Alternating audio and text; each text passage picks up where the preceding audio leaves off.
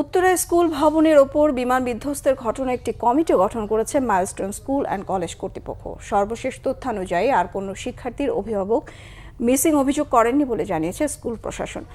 দর্শক, এই মুহূর্তে উত্তরা মাইলস্টোন স্কুল অ্যান্ড কলেজের সামনে রয়েছেন আমাদের সিনিয়র রিপোর্টার ফারুক বাবু, যুক্ত হচ্ছি তার সঙ্গে। বাবু, স্কুল কর্তৃপক্ষের কমিটি গঠন সম্পর্কে সর্বশেষ কি তথ্য রয়েছে আপনার কাছে, দর্শকদের জানাবেন।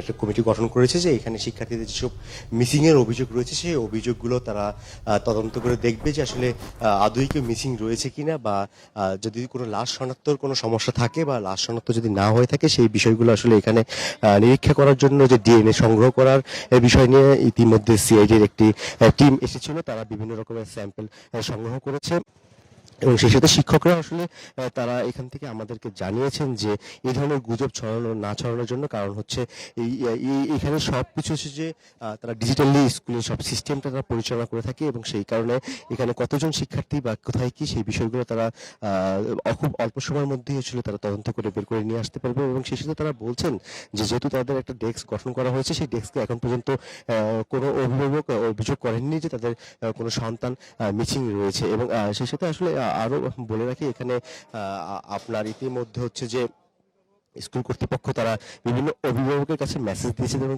তাদের আরো অনেক ক্যাম্পাস রয়েছে, সেই ক্যাম্পাসের শিক্ষা কার্যক্রম আসলে কি চালু করবে না, এইখানে শিক্ষা ব্যবস্থা কবে চালু করবে সেই বিষয় নিয়ে তারা আসলে অভিভাবকদের সাথে কথা বলবে। এই জন্য 27 তারিখে তাদেরকে যা সন্তানের সেই ক্যাম্পাসে আসার জন্য তারা আসলে নির্দেশনা দিয়ে রেখেছে এবং সেই মাফিকে তারা তাদের সাথে কথা বলার পরে সিদ্ধান্ত নেবে স্কুল কবে নাগাদ থেকে আসলে শিক্ষা কার্যক্রম আসতে পারে। সেই সকল বিষয় নিয়ে আসলে পরিষ্কার হতে আরো এক সপ্তাহ সময় লাগতে পারে বলে স্কুল কর্তৃপক্ষ থেকে আমাদেরকে জানানো হয়েছে।